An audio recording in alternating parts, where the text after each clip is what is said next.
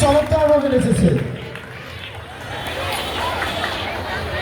আমরা নাচ দেখলাম, এবার আমরা একটা গান শুনে নিই। ডুয়েট গান নিয়ে আসছে স্নেহা ও বাঁধন।